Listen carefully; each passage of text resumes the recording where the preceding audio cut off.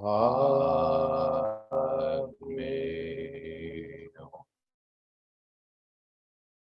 Om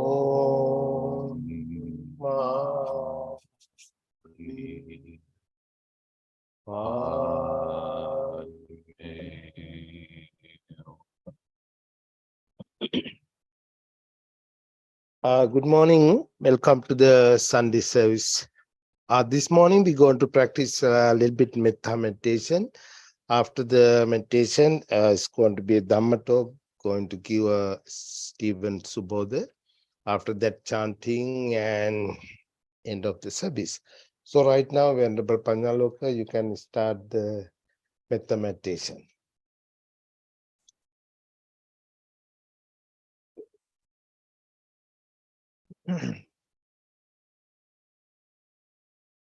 Now we are going to practice the metta meditation. Relax for a few minutes. Take a breath in, breathe out.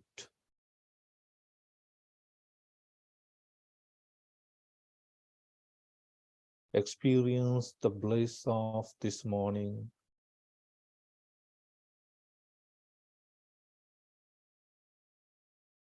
Relax yourself.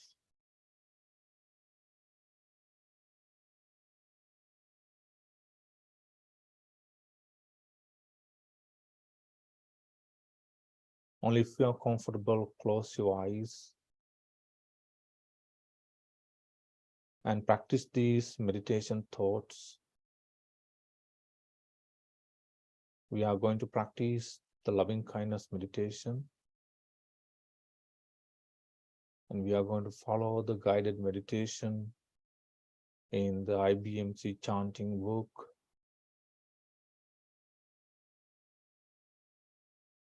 Breathe in and breathe out.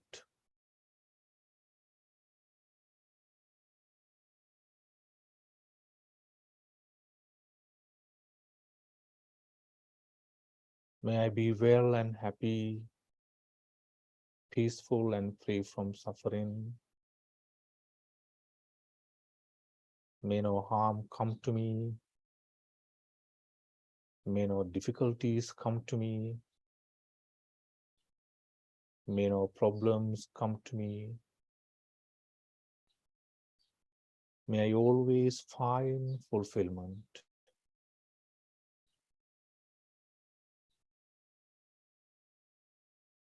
May I also have patience, courage, understanding, and determination to meet and overcome the inevitable difficulties, problems, and failures in life.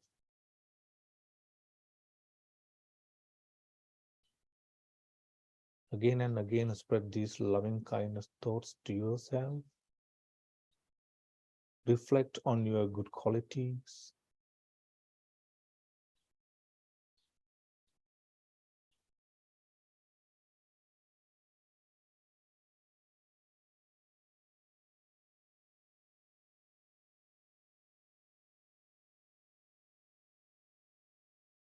May my teachers, all Dharma teachers, parents, brothers and sisters, friends and relatives, my enemies, all beings in the universe, be well and happy, peaceful and free from suffering. May no harm come to them. May no difficulties come to them. May no problems come to them. May they always find fulfillment.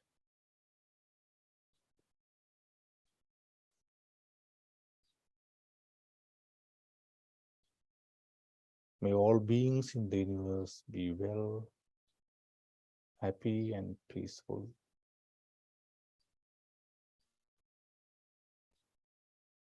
Like this, you can practice these meditation thoughts, loving kindness thoughts.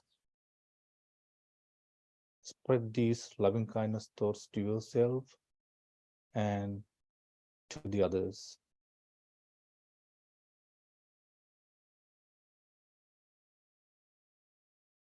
When you hear the bell, you can stop this meditation just for being.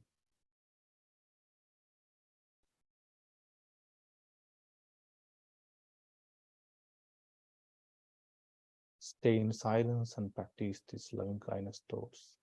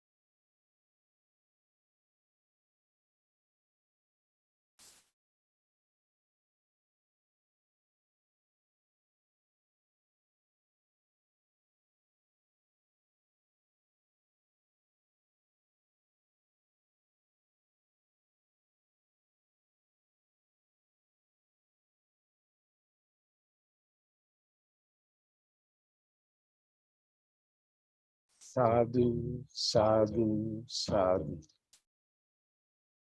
Thank you, Indra Panjalote, leading the meditation. Right now, it's time for the Dhamma Talk. Today, our speaker, Stephen Subodha. Subodha, thanks very much being with us here today. So you can start your Dhamma Talk right now. Thank you, Bhante.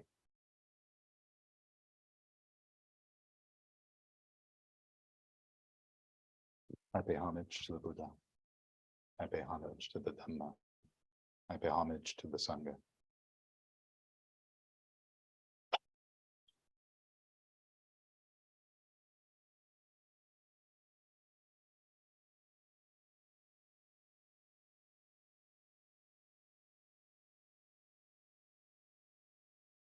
So today is Father's Day. And I've had the privilege of giving the talk on Father's Day a few times over the last few years, 5 or 6 years, however long it's been. And I've touched upon a few things, the story of the Buddha and his son Rahula. I've talked about my own history in some regard. But I have to admit, I sometimes wonder if I'm the right person to give a talk on Father's Day, only because of two respects. One is that I am not a father. I have no intention of being a father.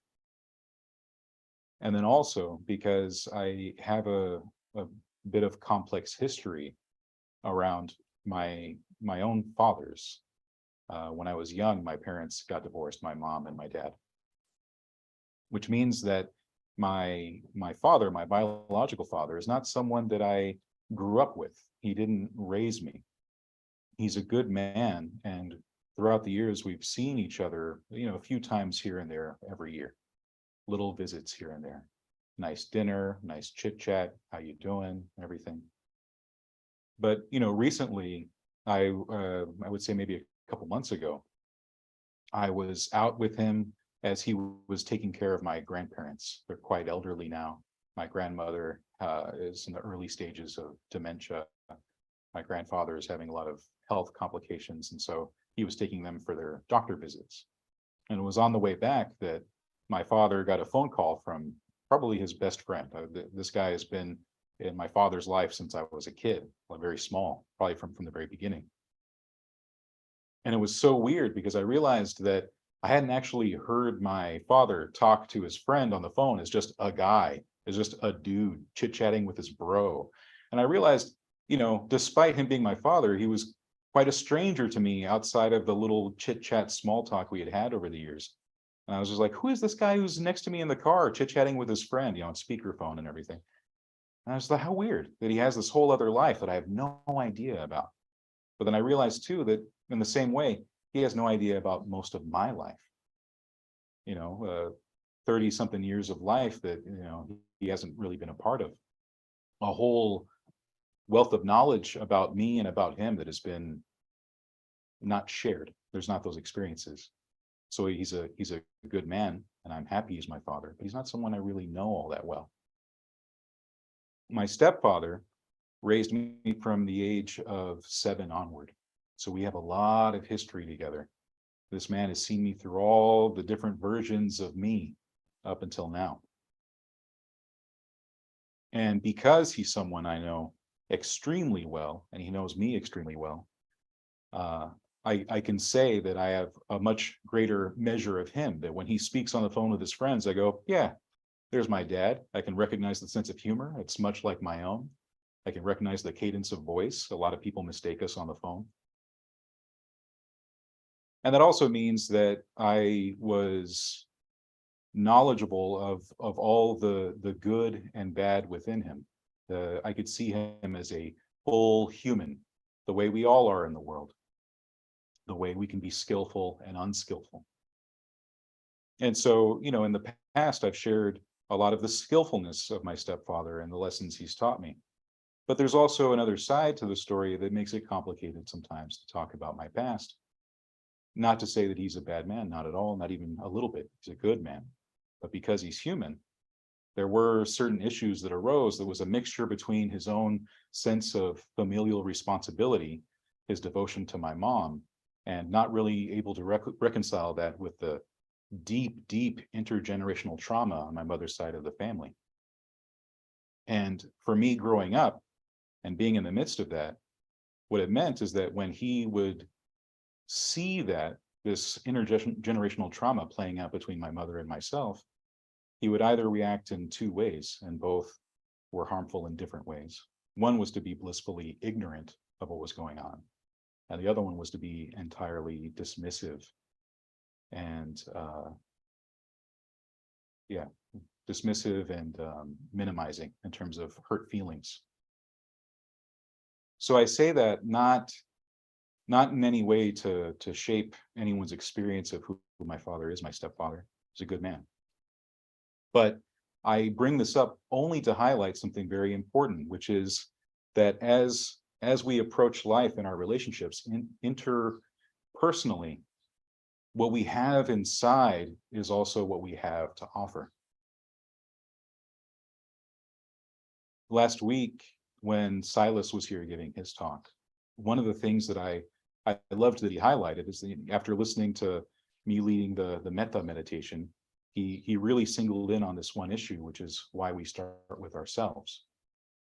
And it is because of that very one thing I just said right now, that whatever it is we have inside is what we give out to the world. It's what we put out there. It's what shapes our relationships with others, which is, I think, why we work so hard on ourselves in this Buddhist path. And following the Eightfold Path, we're working on a lot of different qualities, learning to be harmless for that very reason, because of what it is that we put out there. Because we end up receiving a lot of messages in life, and it's not just our parents, but society in general. And that can absolutely affect us as we try to function in the world as adults.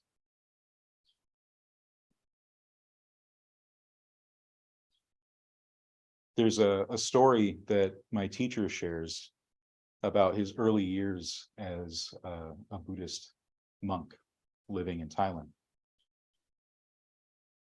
When he was practicing there, it was during the Vietnam War. And so even though he was in Thailand, what that meant is that, like clockwork, in the mornings, he could hear the planes going overhead to drop bombs. And as he was sitting there, he had this big sense of like, well, I should really be doing something.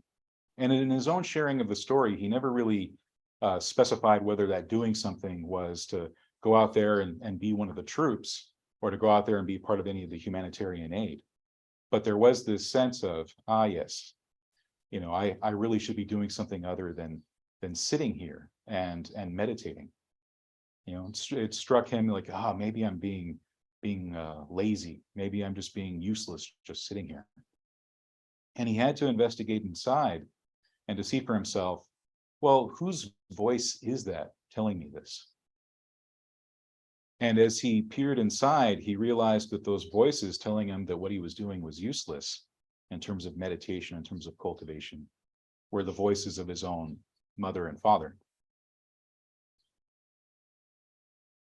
And with that, he wasn't in any way vilifying them, but he was realizing that, like, yeah, but that's not my voice. And it's not a sense of what I should be doing based off of my own standards. It's based on other people's standards coming from outside. And this wasn't a problem unique to him. He also shares how his own teacher was in this interesting position, teaching lay people how to meditate in a time when it was not popular to have people meditate in Thailand. That these lay people would come, and they would come with their parents, and their parents were elated that their sons and daughters were going to the temple and making merit, offering robes to the monks, lighting the incense, doing all these other things. But then when it came to sitting down and doing meditation, cultivating inside, looking into that inner landscape and seeing what's there, and like a gardener going through the weeds and planting new seeds, that was seen as a little too much. And so my teacher's teacher had to turn to his students and say that, well, without any recrimination, you can ask yourselves, Well, like, what do they know? In the sense that we're the ones in this path who get to decide if this path is actually being fruitful. I say this because society lives the way it lives out in the world, not just within our family, but in society altogether. One of the most useful things that I learned in studying psychotherapy was systems theory, that the way our family functions is often a sign of the way the family functioned for generations, but also the way society functions. And one of the things that might surprise us, if we look really closely, is that typically society is not set up to support the Dhamma, to support Buddhist practice. And so it means that for those of us, especially those of us living as lay people, or even those of us living, even if we're living as monastics, but living in places where it's not a good atmosphere for practice, we're constantly coming up against messages and feedback from others that what we're doing is not really worth it after all, that we're wasting our time, that we're being selfish, or we're being lazy, or we're being good for nothing. So all kinds of messages that we can take in. What that means for us is that early on in our Buddhist practice, we can really come in damaged from the world. The Buddha teaches us that life can be stressful, not that life is stress, not that life is suffering, but there is a lot of stress and a lot of suffering and a lot of hurt. And when we come to the Buddhist practice seeking refuge, we often come with a lot of bruises, a lot of cuts, a lot of damage, and we need to heal. We need to soothe ourselves. In Western psychotherapy, we might say that we have to reparent ourselves or self-parent ourselves. This can take many forms. And I was watching a video recently where what someone said was actually very helpful in the sense that, like, be that support to yourself that you wish you had, or to be the kind of parent that you needed, which for a lot of people out there, I think can be a very healing message if they didn't feel that they had that kind of support, that they had someone in their corner. But when you take time to sit down and meditate, and it's just you in this body, in this mind, in this heart, you have the ability to be that person in your corner. This goes back, I think, to the Buddha's message in terms of admirable friendship. When he talked about himself as a teacher, he talked about himself as an admirable friend. And he continued that to the society of practitioners that he had, the whole entire Chatuparisa, that they were all admirable friends to each other, that upasakas and upasikas were admirable friends to each other, the monks were admirable friends to them and amongst themselves as a community, and so on. But then there's also that internal component as well, that you try to become an admirable friend to yourself. That, to me, and I don't know if it is for you, but to me, that's a very powerful message, a deep, impactful message that changed my practice. And it's something that can be taken for granted or completely missed out entirely for lots of Buddhists even. Recently, I was having a discussion with someone who is in the beginning stages of like a meditation facilitator program, someone who's in the business of starting to teach people how to meditate. And I was sharing with this woman after this meditation session that I sat in on, this practice that exists in the forest tradition amongst some of the ajahns, which is when you wake up first thing in the morning, you start with metta. And then the last thing you do as you're falling asleep, more metta. And the woman responded, "Oh, wow, that's such a great way to start in the end of the day, is to start, with like all this, love for everyone else, all this goodwill for everyone else on the outside. You're thinking about everyone." And I said, "Well, yeah, that's true, but the really important part is to begin with yourself. That when we do any of the Brahma Vihara practices, whether it's goodwill, whether it's compassion, sympathetic joy, equanimity, we start here." And it comes back to that same message that I said before, which is whatever it is that you have inside is what you end up sharing with the world. So if your intention really is to have these Brahma Viharas manifest in your activities, in your interactions with others, interpersonally, with your relationships with your family, with your friends, with your coworkers, your acquaintances, all the way down through the practice when we talk about those who harbor any animosity towards us. The way we talk to ourselves is often the way we talk to others. We don't think about it that way, but it's true if we investigate closely enough. So we start with ourselves because, one, we need that healing. Most of us, I would say, need it in some capacity. Regardless of how idyllic our upbringing was, society, we learn through the Buddha's teachings, is rife with stress. The way the world functions for any realm of existence, the heaven realms all the way down to the hell realms, there is always some measure of stress, something that gives rise to us some type of lamentation, some desire for things to be different than they are. So we start within because we want to make sure that we are harmless, blameless. I keep coming back to that message for an important reason. But even though we want to make sure that we're harmless and blameless with others, it's only going to have its most final form, its most completeness, if we're able to do that for ourselves. Can we really be an admirable friend to ourselves? Can we be that teacher, that guide, that guardian that we need to look in and champion ourselves, our cause in developing this Eightfold Path? Which I know might strike others as strange because, we often talk about no self or not self in Buddhism. And so the idea that you would work on your own self-image in the practice seems counterintuitive to recognizing this whole no self idea, which is something that I disagree with, that particular stance. I think that a lot of people who end up needing healing and then learn a concept like no self and try to apply it immediately end up maybe causing some internal harm to their minds by doing it that way, by looking at it as a universal maxim that will then soothe the pain. It's like, well, the pain that happened didn't happen to anyone, right? But the pain happened, the hurt happened.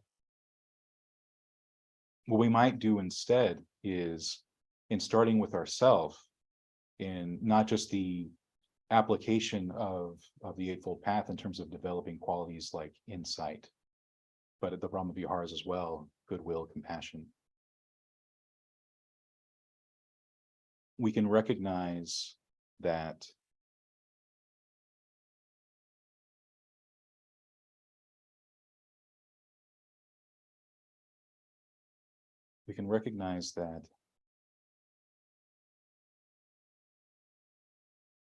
this self that we have in the practice is not unskillful, that everything that we do has gradations in the path.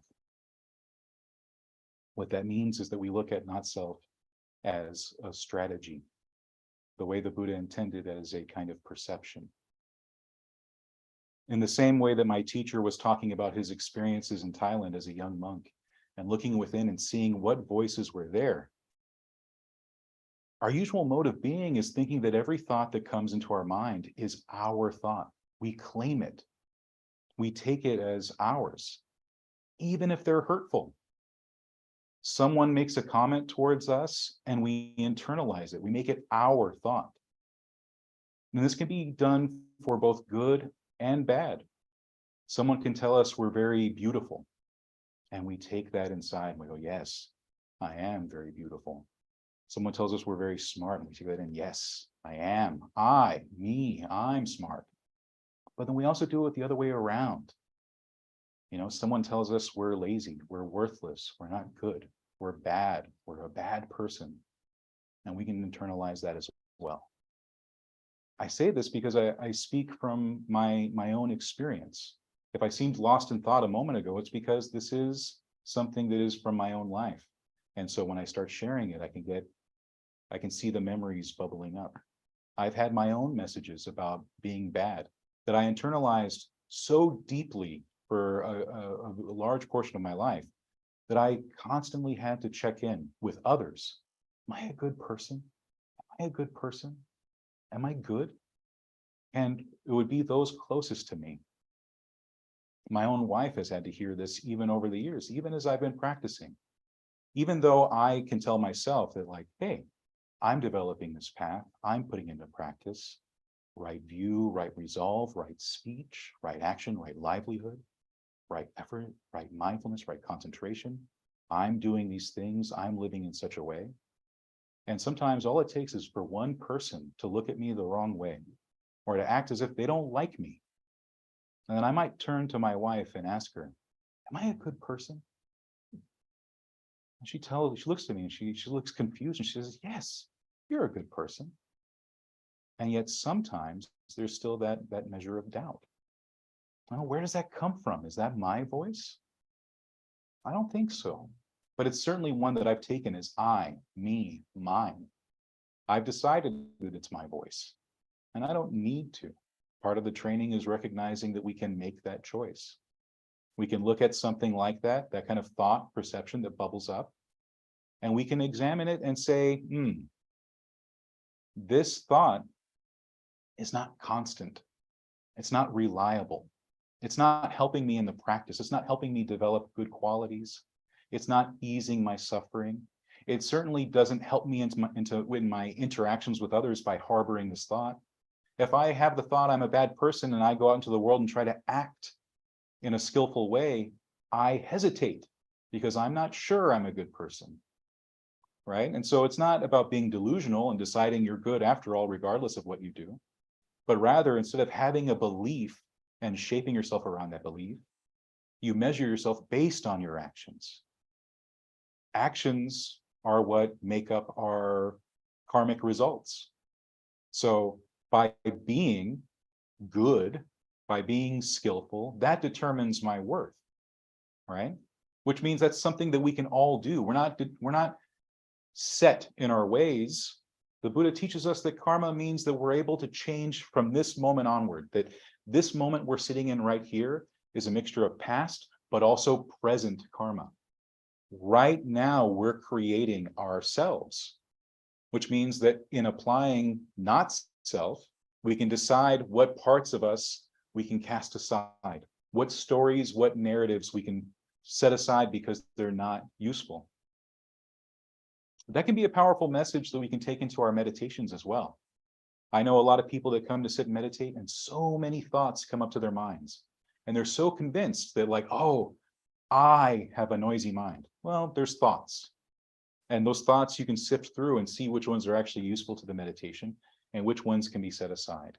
And if you do that enough times, eventually you have a handful of skillful thoughts that will send you into a direction where the thoughts settle down entirely. You have solid concentration where the mind is not wavering. But it's done through that careful sifting. The Buddha said so himself, that he sifted through his actions, which includes his thoughts, the same way, looking at what was skillful. Which means that if not self is some goal that we work towards on the way to liberation, we give up any sense of self entirely, which means that once we come to unbinding, we have let go of any kind of conceit. We've done it through this way, which means that we've had more and more rarefied states of becoming, which means we've had more and more rarefied states of who we are in our lives, internally as well as externally.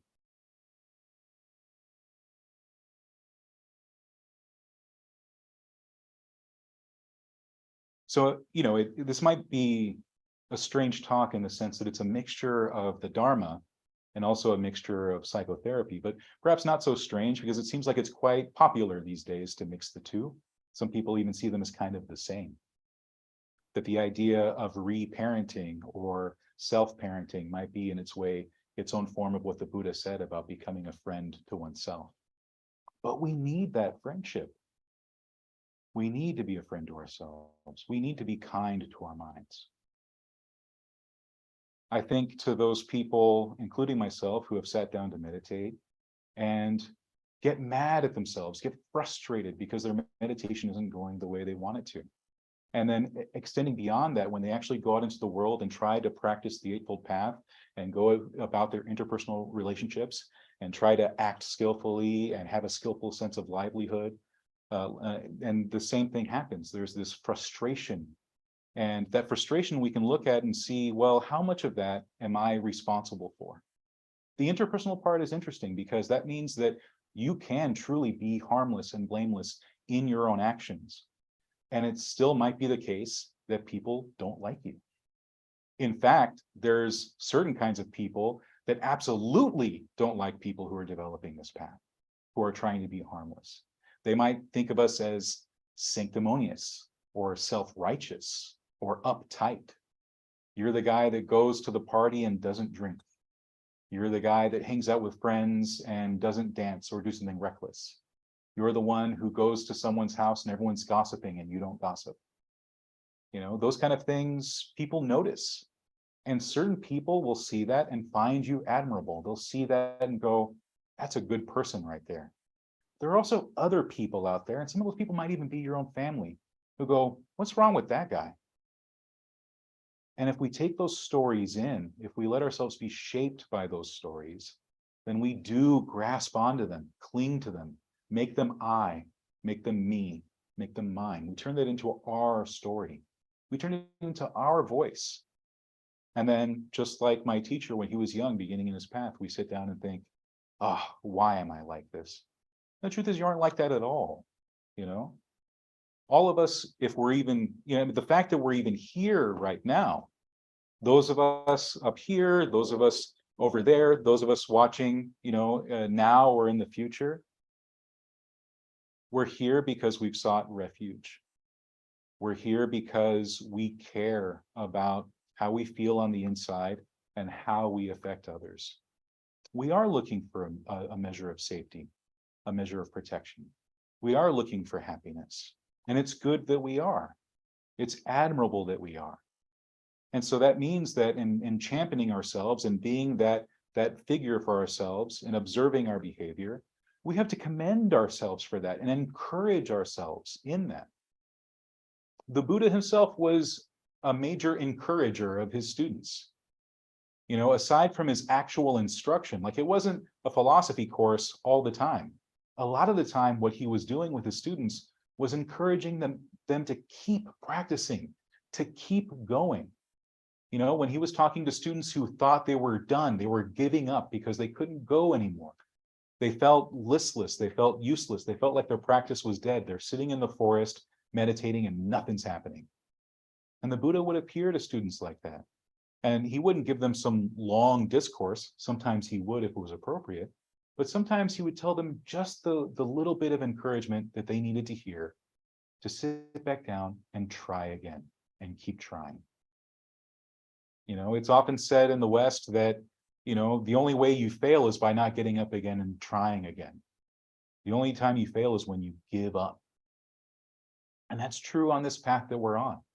This path, for some people, it can seem very quick. They start right away and have results right away, and it seems like they're so much wiser than us and so much better put together than us. And for some of us, it seems like a lifelong thing. You keep going and going, and you wonder if you're getting anywhere. On the practical end, if that's happening, maybe it's time to switch up the practice and try new things, get more momentum again. But on the other side, some of that internal dialogue is just that. It's internal dialogue. It's a story that we tell ourselves. And we have the ability to change the story, even if it's just inside. And it's important that we do that inside, because the story that we tell ourselves is the story we tell everyone else. What we have inside is what we have to offer out. So we start inside. We start with this sense of goodwill for ourselves. When I am the one that leads the metta meditation, you'll notice that I talk about the unburdening of the heart, a heart that's free, a heart that's light. And that goes back all the way to the beginning of the Dhammapada, when the Buddha talks about the nature of the mind, which is also the nature of the heart. We can have a burdened mind, a burdened heart that feels like we're dragging a cart behind us. Who can imagine how much weight is in that cart? We're just dragging it, and it's so hard. But then we can also lighten the burden of the mind and heart so that it feels light. And then the Buddha talks about it as if it were a shadow. You don't even have to think about what you're carrying. And so that's the sincere wish that I develop for myself. I want that for myself, to have a heart that's that free, that's light, that is that easy to carry. And it's in wanting that for myself and developing that for myself that shapes my interactions with others, that I can take that out. And when I have that sincere wish for other people, even the ones that are hard to get along with, that determines my actions. That determines my skillfulness, so that I make sure that as I talk to them, as I interact with them, as I cohabitate, live alongside with them, it's with that determination, with that intention. And that makes so much difference. And I can hope for them in really tough times that they too eventually have a heart that is also unburdened. If I am seeking to realize these truths for myself, I hope that in the future they can realize that as well. So that's my complex talk that was a mixture of things. I wanted to talk about some of this anyway, and then halfway through the week I realized it was Father's Day, so that gave birth to the other part. But I hope I said something that was useful. I've said this before, and I'll often, I think, say it again, which is this talk was meant to encourage, to inspire, to do the very thing that we need to do, which is to take what we hear and put it into practice, to develop the path that the Buddha encouraged us to practice. So I hope that that's what you are able to take away from the talk. More encouragement, because it really can help us to think of the Dhamma that way. Yeah, thank you.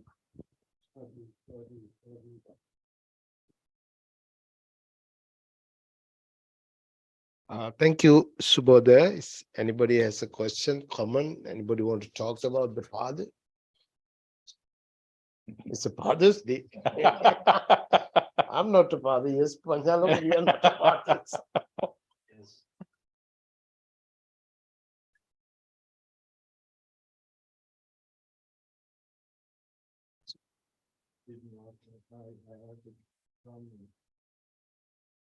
You have a comment? Here.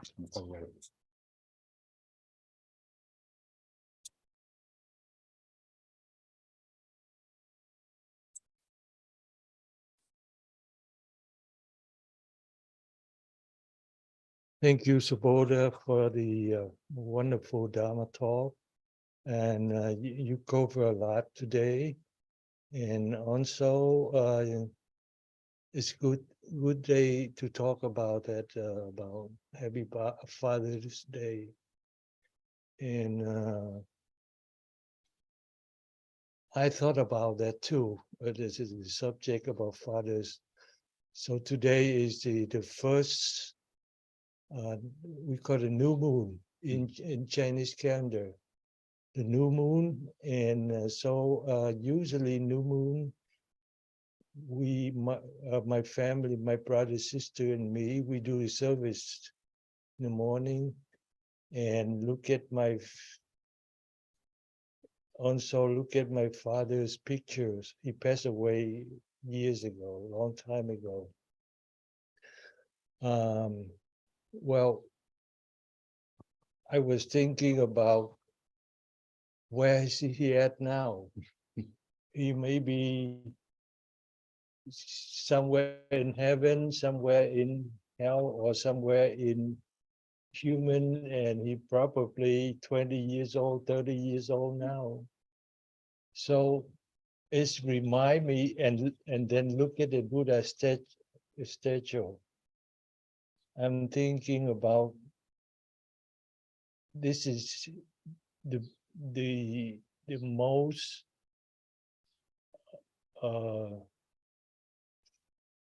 thing about the very supreme Father, because through his teaching, just remind me about the fathers, the human. We going through the human in 6 realms. We don't know where my father's at now. So And it's remind me of the way, give me the Dharma practice and give me a lot of peace on my mind from the teaching of the Buddha. So to honor the Father's Day today, and I really honor the Buddha, the supreme human beings, and also the honor his teaching, and also today to join with the community of the Sangha. I feel grateful that I'm very, very happy that I'm learning every day, and I feel much more peace every day. I found my way. So thank you for mention. You cover a lot of subject today. We can develop and we can talk for whole days. Is about the subject you talk. But I want to say thank you for your wonderful talk. Oh, thank you so much, Don. One of the message Okay. is the group meditation different in scope from the solo inspection. Different being is there more to gain, or is the methodology? Can you repeat that, please? Is the group meditation different in scope from the solo introspection? Different being is there more to gain, or is the methodology enough? So if I'm understanding the question correctly, we can really benefit from both styles of meditation, in the sense that it is good to go off on your own and have a sense of seclusion and to spend time away from others, to really retreat and be by oneself. But it's also really important to meditate in community. And the activity itself is the same. The methodology, I suppose, that we could talk about is the instruction that we have. And hopefully the instruction we get is from a teacher that we trust, a teacher that we find reliable, a teacher that we find admirable. If we find instructions online, same goes. We need to trust where the source comes from. Who is it that's asking us to meditate in this way or offering up a form of meditation? But the methodology, of course, is the same, because the qualities that we're working on, only we can work on. No one else can do the work for us. The Buddha certainly couldn't make his students become arahants. He had to show them the way, and then they had to do the work themselves. But the benefit of doing all of that in community is that you have external support. If this talk that I gave today was about making sure that we have an internal support, that isn't to say that we have that as excluded from external support. That so much of the path is easier when we have our internal supports, but also external supports, friends on the path that help keep us motivated. And I know that for myself, and I'm sure this is true of others as well, there are times that I've gone to sit down and meditate on my own, and I struggle a bit. But when I then join up with a group and we're all meditating together, it just gives me a little extra juice. There's a little more energy, a little more focus, because I look at the other people around me and I see them developing too. And I'm motivated, I'm inspired by the work that they're doing. And that inspiration can have an effect on my mind.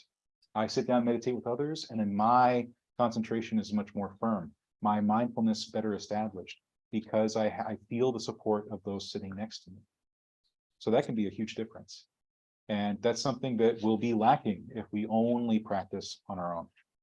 So we need both. We need both, I would say. But we can't exclude the external. Thank you. Thank you, Subodha. Thank you for all the members here today. We'll chant the page 4 and page 10. After that, I will announce something. And we have tea and cookies also.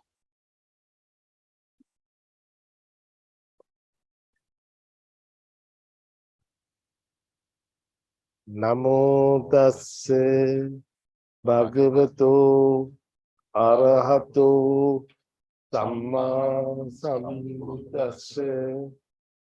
Namo tassa bhagavato arahato samma sambuddhassa.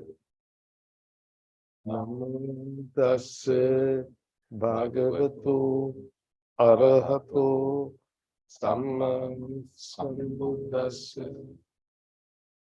Buddham saranam gacchami. Dhammam saranam gacchami. Sangham saranam gacchami. Sentient beings are numberless. I vow to heal them all. Deluding passions are inexhaustible. I vow to heal them all. Dharma grades are limitless. I vow to empty them all. Buddha's way is supreme. I vow to attain it. May suffering ones be suffering free, and the fear-struck fearlessly. May the grieving shed all grief, and the sick find health relief.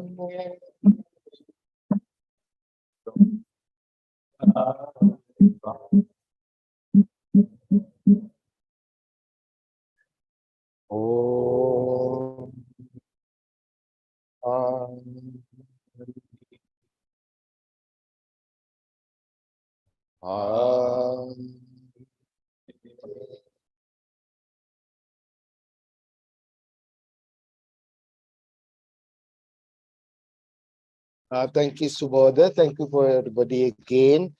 The next Sunday is, I believe, 25th. Yes, Reverend Panyaloka is going to speak Dhamma Talk. And the temple is open again. I have to say it's open. Everybody can come and join. We have a parking space available. Parking lot is open also every Sunday. A little difficult to come these days, another 2 weeks, I believe, because of the at least some construction going. So after that, it's going to be a complete nice alley. We have new alley, new concrete all the way to up to there.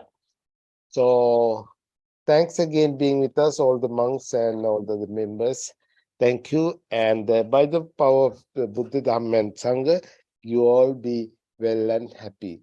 Sadhu, sadhu, sadhu.